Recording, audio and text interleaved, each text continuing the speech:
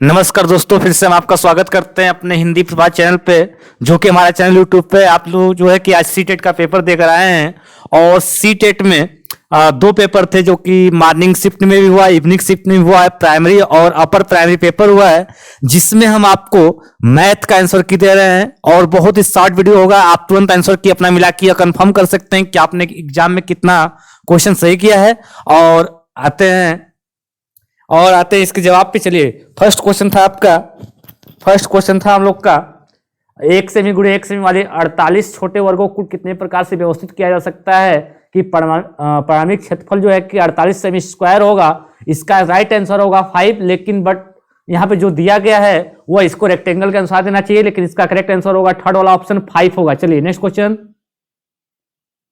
Second question है आपका, विद्यालय की सभा में एक कक्षा के विद्यार्थी एक पंक्ति में खड़े, दोनों सिरों से रूही का 19वां स्थान है।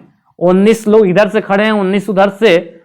उसमें क्या करते हैं, एक घटा देते हैं कि 19वां स्थान उसका लेफ्ट और राइट दोनों से है, तो 37 आंसर होगा। नेक्स्ट क्वेश्चन तरफ चलते हैं हम लोग।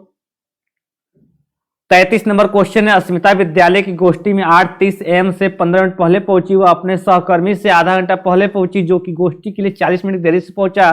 तो इसका राइट टाइम जो गोष्ठी का होगा 8:05 होगा, यानी फोर्थ ऑप्शन। एक करा है कि एक संख्या 100 के आधे से अधिक ही 6 दहाई से अधिक 8 दहाई से कम, ठीक है। इसके अंकों का योग 9, इसके दहाई का अंक इकाई के अंक का दोगुना है। साफ साफ दिख रहा है 63 ऑप्शन। इसका ऑप्शन नंबर 2 सही है। ये दिया है एक पाई चार्ट, ठीक है, सभी चीजों का मूल दिया है, इसको आप ऐड कर सकते हैं। ऐड करने के बाद जो इसका आंसर आएगा, थर्ड वाला ऑप्शन आएगा 100 रुपया 50 पैसा। नेक्स्ट क्वेश्चन है, एक रेलगाड़ी पटना से 30 मई 2020 को 23:40 घंटे पर चलती है, 23:40 पर चलती है, और मुंबई 1 जून 2020 को 5:15 पहुंचती है। रेलगाड़ी की यात्रा का कुल समय कितना होगा? तो रेलगाड़ी में 24 घंटे का घड़ी चलता है, इसलिए इसका टोटल जो टाइम होगा 29 घंटा 35 मिनट। क्वेश्चन नंबर 37 है, एक 5 अंकों वाली संख्या सवे स्थान का 10वें, मतलब क्वेश्चन काफी लॉन्ग दिया है, पढ़ने में काफी टाइम लग जाएगा। इसका आंसर आप मिला लीजिएगा। इसका राइट आंसर होगा 37 का 1।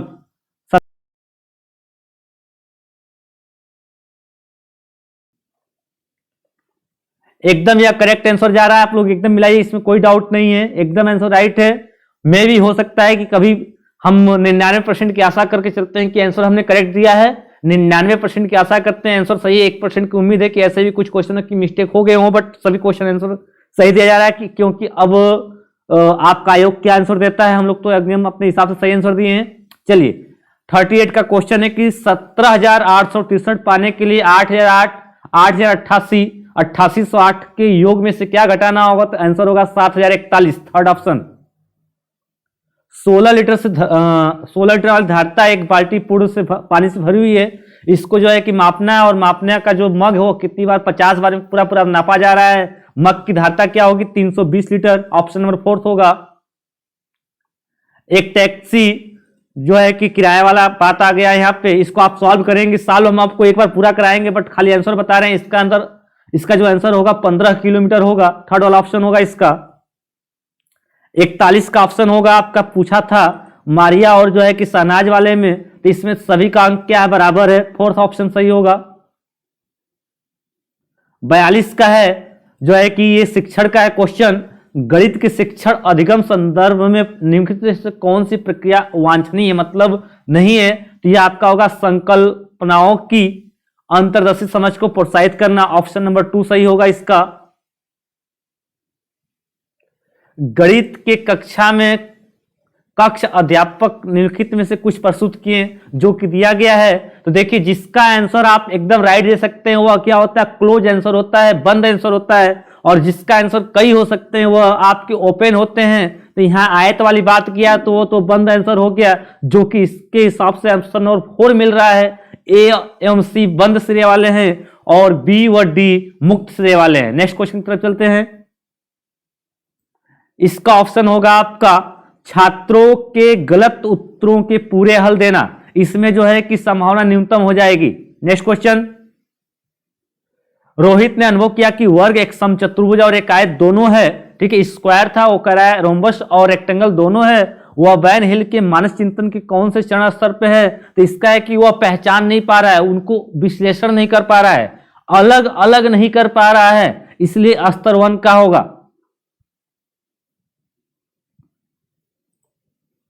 किन्हीं दो पूर्ण संख्याओं का योग एक पूर्ण संख्या होता है, यह किस रूल को फॉलो करता है? तो संवरक गुण को फॉलो करता है।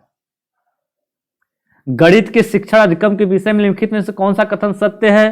तो इसका ऑप्शन सही जो है कि कथन सत्य नहीं है। देखिए, सत्य सत्य नहीं दोनों कंफ्यूजन वाले हैं। इसमें आपका जो सत्य नहीं है, तो गणितीय ज्ञान की रचना में संस्कृति और संदर्भों की कोई भूमिका नहीं है, बिल्कुल है, यह गलत बात है।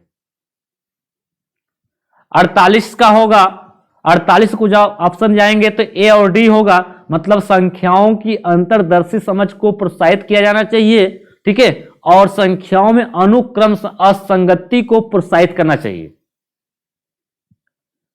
हम सभी पे आंसर कर दिए हैं, आप मिला सकते हैं। 49 का होगा, प्राथमिक स्तर पर गणित पढ़ाने के लिए निम्नलिखित में कौन सा अत्यंत महत्वपूर्ण बिंदु है? तो आपका होना चाहिए गणित को बच्चों के जीवन के अनुभवों का भाग बनाना।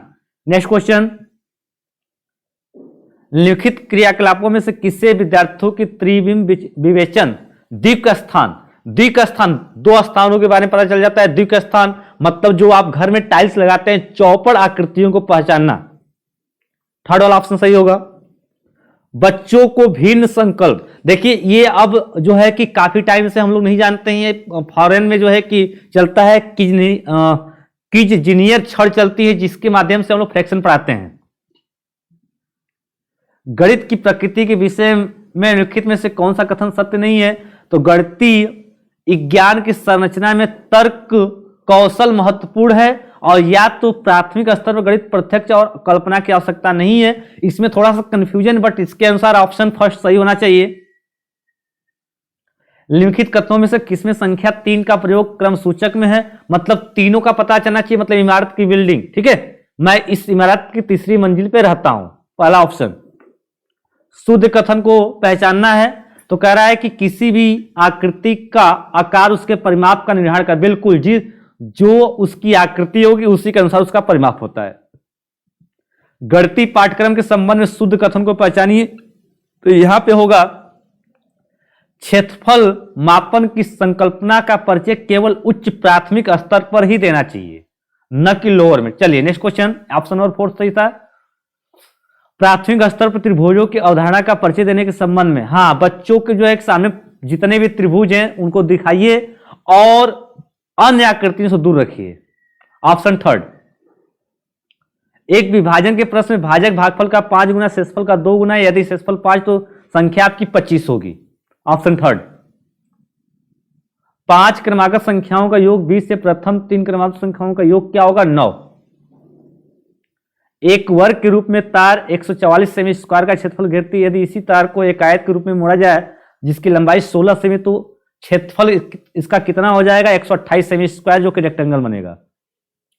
इसमें आपका ऑप्शन फर्स्ट होगा 5/6 सबसे बड़ी, उसके बाद उस बड़ी क्या होगी? 3/4।